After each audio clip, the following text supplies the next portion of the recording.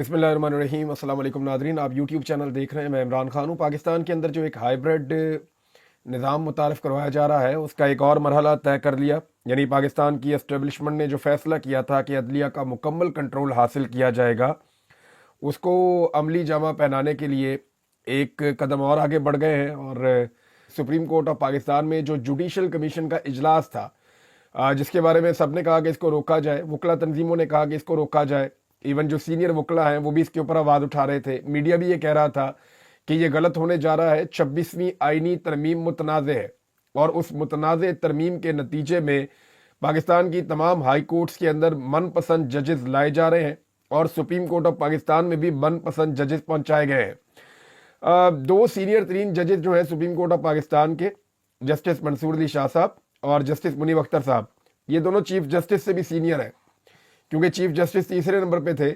26ویں آئینی ترمیم کے نتیجے میں ان کو لا کر چیف جسٹس لگا دیا گیا۔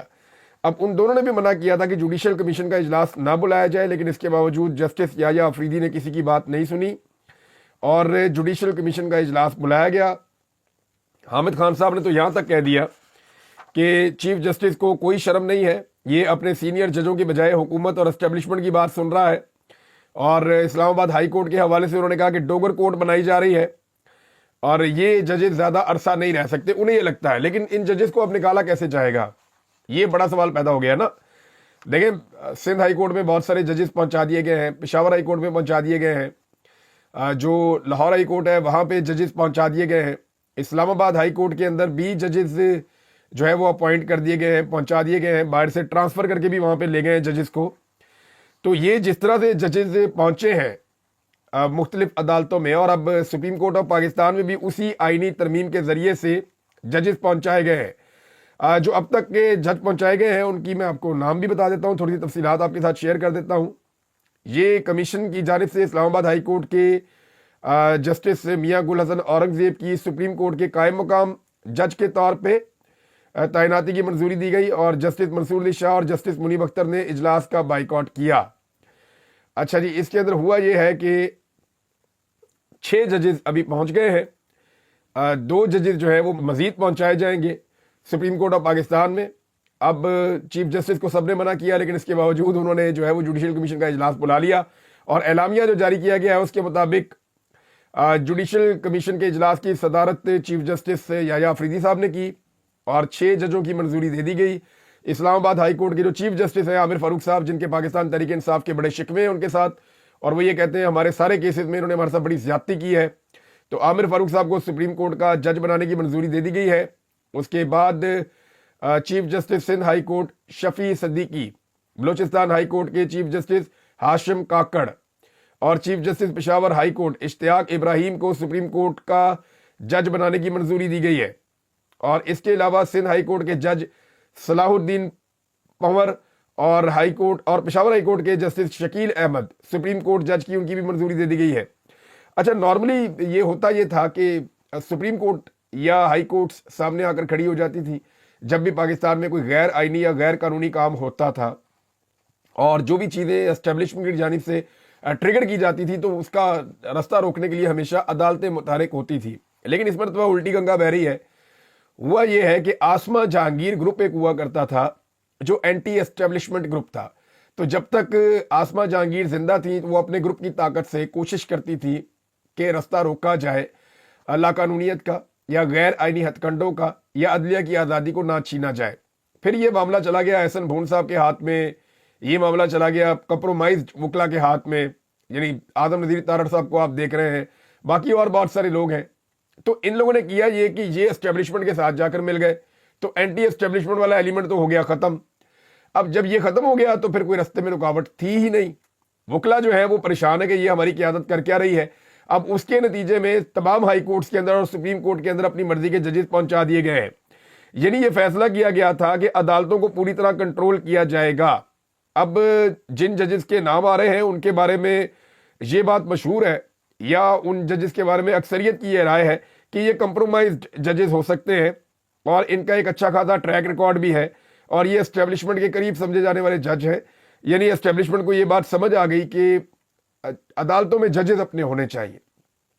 یعنی کافی عرصے سے میں آپ کو کہہ رہا ہوں نا کہ 26ویں آئینی ترمیم پہ फुल कोर्ट का मुतालबा बार बार किया जाता है और ये होना चाहिए। तो मैं आपको यकीन से एक बात कहता था कि जब भी 26वीं आईनी तरमीम सुप्रीम कोर्ट ऑफ पाकिस्तान के फुल कोर्ट में जाएगी तो फैसला 26वीं आईनी तरमीम के खिलाफ आएगा और ये कहा जाएगा कि ये तरमीम आइन से मुतसादिम है, लिहाजा ये तरमीम कायम नहीं रह सकती और ये तरमीम खत्म हो जाएगी और उसके बाद आपका आईनी बेंच भी खत्म हो जाएगा, जो गलत तैनाती हैं वो भी खत्म हो जाएंगी और बहुत सारी चीजें वापस चली जाएंगी।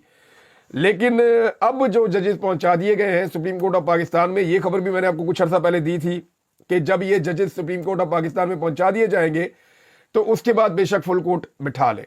अब ये 6 जजेस पहुंच गए हैं। अब जब भी justice Yahya Afridi full court के अंदर ले जाएंगे 26वीं आईनी तरमीम का मामला, तो ये ऑटोमेटिकली वन गो के अंदर हुकूमत के हक में फैसला हो जाएगा और 26वीं आईनी तरमीम कायम रहेगी। अब 26वीं आईनी तरमीम को खत्म कैसे किया जा सकता है? एक तो वकला ने एहतजाज किया, पहले उस पर बात कर लेते हैं। वकला ने कॉल दी थी एहतजाज की, तो वकला डिवाइड हो गए 2 हिस्सों में। एक वो वकला है जो बेनिफिशरी है इस पूरे सिस्टम के और दूसरे वो हैं जो एहतजाज करना चाहते हैं, जो तंग है। नौजवान वकला की बड़ी तादाद इस वक्त फ्रस्ट्रेशन का शिकार है और वो अपने पूरे इंस्टीट्यूशन को तबाह होते हुए देख रहे हैं कि अदलिया के साथ हो क्या रहा है। पूरा हुलिया अदलिया का बिगाड़ कर रख दिया है और अदलिया को कंट्रोल में दे दिया है मुंतखब नुमाइंदों के। यानी एमएनए फैसला करेंगे कि अदालत के साथ करना क्या है, किसको लेकर आना है, किसको नहीं लेकर आना। ये मामला अब चला गया है पार्लियामेंट के हाथ में कि वो जजेस को तैनात करेगी। वो लोग जिनके केसेस जजेस सुनते थे अब वही लोग जजेस को लगाएंगे। तो ये तबाही होते हुए भी नौजवान वकला देख रहे हैं और उनके अंदर एक रद्द अमल मौजूद है। अब इस बात पे आ जाए कि वकला की तहरीक कितनी कामयाब थी आज के दिन में। तो एहतजाज तो था, एक टोकन एहतजाज था। वकला पूरे पाकिस्तान से आए थे लेकिन बड़ी तादाद में नहीं थे। वकला ने जोर लगाया। आईएलएफ के वकला जो हैं वो ज्यादा थे तादाद में, वो भरपूर काम कर रहे थे, लेकिन जो तंजीमें हैं, जो बार्स हैं, उनकी जानिब से कोई तगड़ा एहतजाज नहीं हुआ। रेड जोन के रास्ते बंद किए गए। ये पहली दफा तारीख में हुआ है कि जो सुप्रीम कोर्ट की राहदारियां हैं उनके अंदर सादा कपड़ों में अफराद को बिठाकर जजेस तैनात किए गए हैं। यानी ऐसा पहले कभी नहीं हुआ कि जजेस की तैनाती के लिए जुडिशल कमीशन का इजलास हो रहा है और सुप्रीम कोर्ट के अंदर सादा कपड़ों में बंदे बिठाए हुए हैं जगह जगह पे राहदारियों में कि कोई मसला हो जाए तो हम यहाँ पे एक्टिविटी कर देंगे या एक्टिविटी को रोक देंगे, बंदे पकड़ लेंगे हम। तो सादा कपड़ों में मलबूस अफराद सुप्रीम कोर्ट ऑफ पाकिस्तान की राहदारियों में मौजूद थे। दूसरा, कंटेनर्स लगाकर जजेस तैनात किए गए हैं। ये भी पाकिस्तान में पहली मरतबा हुआ है।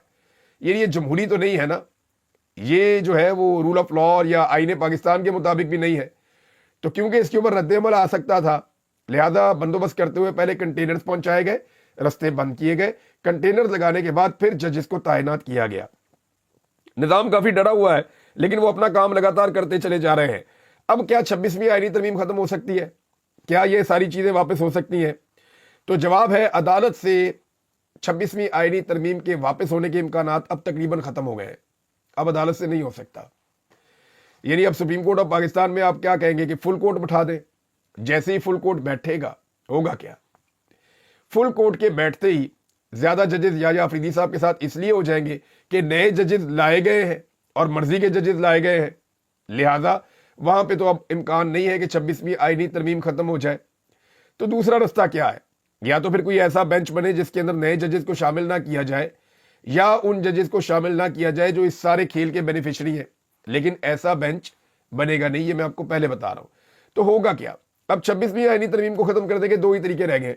एक, या तो वकला तहरीक चले, बड़ी तगड़ी तहरीक चले जैसे पहले तहरीक चली थी, सियासी जमातें उसका साथ दें, पूरा जोर लगाएं अदलिया की आज़ादी और बहाली के लिए और फिर मजबूर करें इस निज़ाम को घुटने टेकने पर, जैसे इस निज़ाम को 2009 में घुटने टेकने पर मजबूर किया था पॉलिटिकल पार्टीज ने और वकला ने मिलकर, और उसके बाद जजेस की बहाली हुई थी और जो डोगर कोर्ट है वो खत्म हो गई थी और जितने पीसीओ जजेस हैं वो चले गए थे। एक तो फार्मूला ये है, और ये भी होता हुआ इसलिए दिखाई नहीं दे रहा कि पहले एस्टेब्लिशमेंट का एक हिस्सा साथ खड़ा हुआ था परवेज मुशर्रफ के खिलाफ और वकला के साथ, तो इसलिए वो तहरीक बन गई थी। और दूसरी चीज ये है कि पहले पॉलिटिकल पार्टीज ने अंदरूने मुल्क से बैरून मुल्क से बहुत फंडिंग की थी वकला को, ठीक ठाक पैसा पहुंचाया गया था वकला को, हत्ता कि बहुत सारे ऐसे लोग जो वकील नहीं थे उन्हें भी काले कोट पहनाए गए और शामिल किया गया वकला के साथ। तो इस तरह से पहले ये पूरी एक तहरीक चलाई गई थी। क्या वकला अपनी ताकत पे पूरी एक तहरीक चला पाएंगे? ये एक ऐसा सवाल है जिसका जवाब अभी हमारे पास नहीं है, क्योंकि वकला की तंजीमें जो है वो तकसीम का शिकार है। हुकूमत इतना ज्यादा नवाज रही है कि वकला की तंजीमें खड़ी नहीं हो रही, वो अपने मफादात अपने फायदे ले रहे हैं, لہذا وکلا کی تحریک کا ایک راستہ ہے، کیا یہ چلے گا؟ تو ممکن نہیں لگتا۔ دوسرا یہ ہے کہ پاکستان الیکشن کی طرف چلا جائے، کوئی بڑی تگڑی عوامی تحریک چلی جائے اور وہ تحریک اتنے زوردار طریقے سے چلے اور اندرونی اور بیرونی دباؤ اتنا زیادہ ہے کہ پاکستان میں ایک نیا الیکشن کروانا پڑ جائے۔ اور اگر پاکستان میں ایک نیا الیکشن ہو گیا تو یہ سب جانتے ہیں کہ یہ والی جماعتیں تو کسی بھی الیکشن میں اگر وہ فری اینڈ فیئر نہ بھی ہوا تو یہ جیت ہی نہیں سکتے۔ دیکھیں نا، اس سے پہلے بھی دھاندلی والا الیکشن کروایا، یہ ہار گئے تھے۔ اب اگر دوبارہ بھی یہ دھاندلی والا الیکشن کروائیں گے یہ پھر بھی ہار جائیں گے۔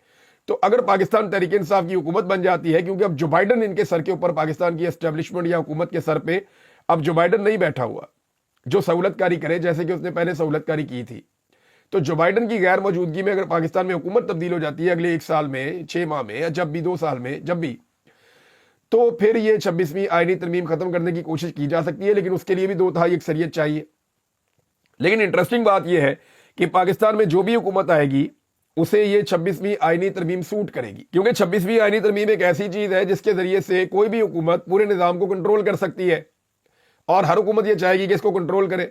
لیکن میرے خیال میں بہتر یہ ہے کہ 26ویں آئینی ترمیم کو سیاسی جماعتیں مل کر ختم کریں، کیونکہ یہ اسٹیبلشمنٹ کی خواہش کے مطابق ہے، اور جو آئینی بینچ بنایا گیا ہے وہ بھی اسٹیبلشمنٹ کی اس خواہش کے مطابق ہے کہ جو بھی آئینی معاملات ہیں وہ ایک ایسے بینچ کے اندر جائیں جو بینچ اسٹیبلشمنٹ کے کنٹرول میں ہو۔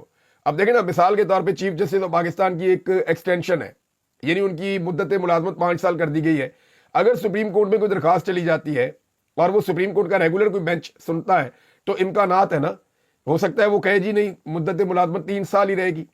لیکن اگر آئینی بینچ میں جائے گا تو اسٹیبلشمنٹ جیسا چاہے گی ویسا فیصلہ لے لے گی۔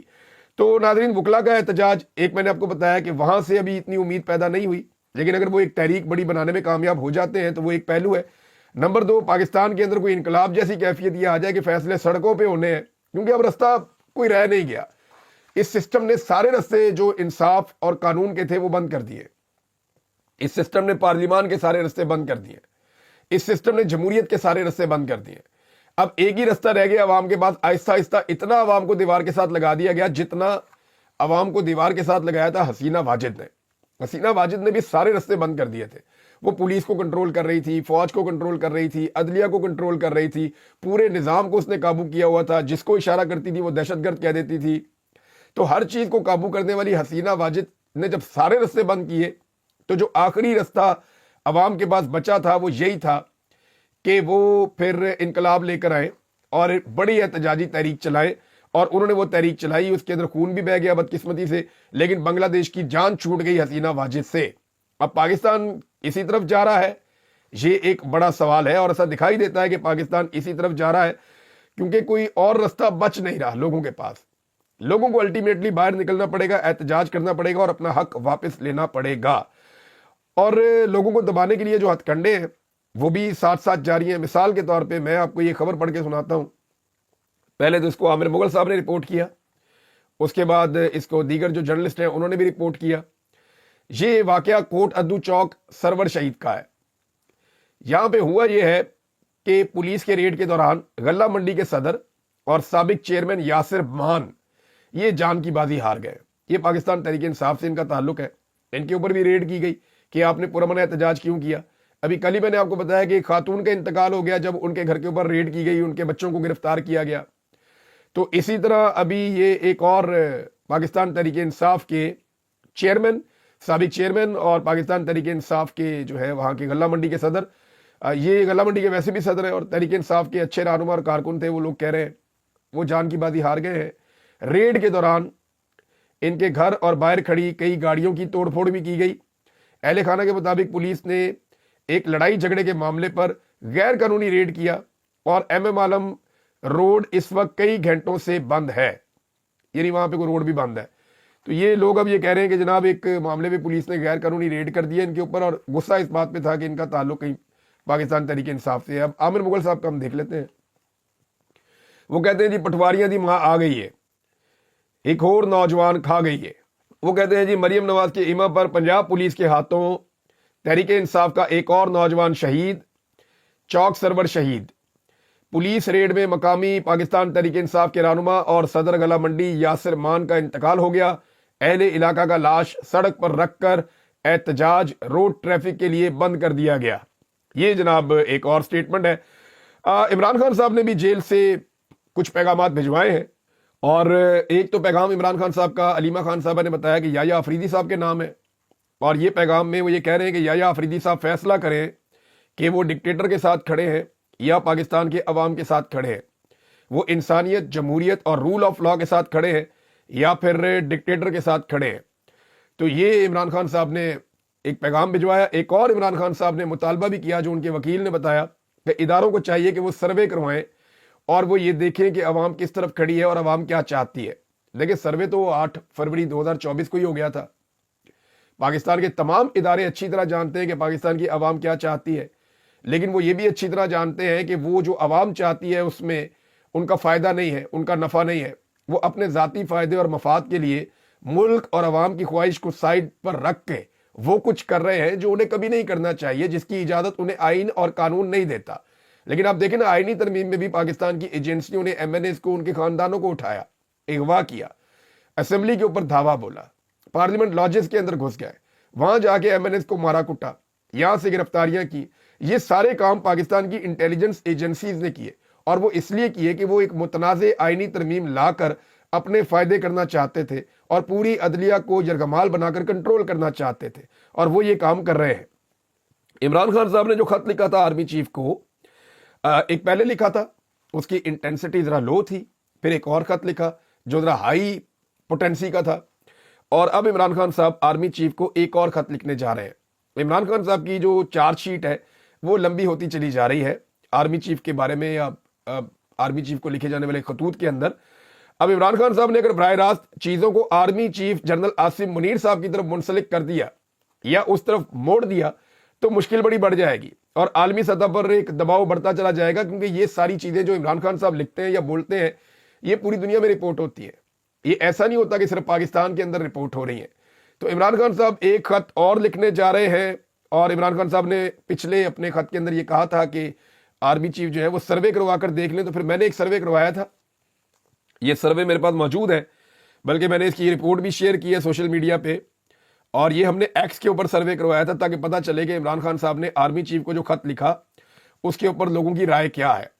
तो जनाब ये है वो सर्वे। मैंने सवाल पूछा था कि इमरान खान ने आर्मी चीफ को खत में जो 6 नकात लिखे, क्या आप उनसे इत्तफाक करते हैं? तो इसमें एक ऑप्शन था हाँ का और एक ऑप्शन था नहीं का। इत्तफाक करते हैं तो हाँ पे क्लिक करें, इत्तफाक नहीं करते तो नहीं के ऊपर क्लिक करें। तो इसमें 18,000 से ज़्यादा लोगों ने वोट डाले, और ये चंद घंटे का पोल था, मैंने लंबा पोल भी नहीं करवाया कि ज़्यादा लोग वोट डालें, लेकिन ये 18,000 वोट भी बहुत बड़ी तादाद में वोट है। आपको आइडिया हो जाता है कि लोग क्या चाहते हैं। तो यहाँ पे जो रिजल्ट आया वो ये है कि 95% लोग कहते हैं कि इमरान खान ने आर्मी चीफ को जो खत लिखा उसके अंदर जो 6 नकात लिखे हम उनसे इत्तफाक करते हैं। हाँ, हम उनसे इत्तफाक करते हैं। 95% लोग ये कह रहे हैं, 95%, और 5% लोग सिर्फ ये कह रहे हैं कि इमरान खान ने आर्मी चीफ को जो खत लिखा उसके अंदर जो 6 नकात थे हम उनसे इत्तफाक नहीं करते। इमरान खान साहब ने 90% का दावा किया था, लेकिन यहां पे पाकिस्तान के अवाम ने बताया कि नहीं, 95% लोग इमरान खान के साथ इस मामले में खड़े हैं।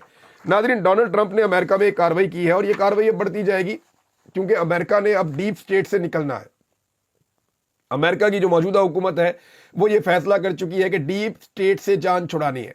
ये नहीं होगा कि अमेरिका में हुकूमत वो बने या बंदे वो आए जिन्हें CIA लाना चाहे, जिन्हें FBI और ये पूरा उनके कंसोर्शियम एजेंसियों का वो लाना चाहे।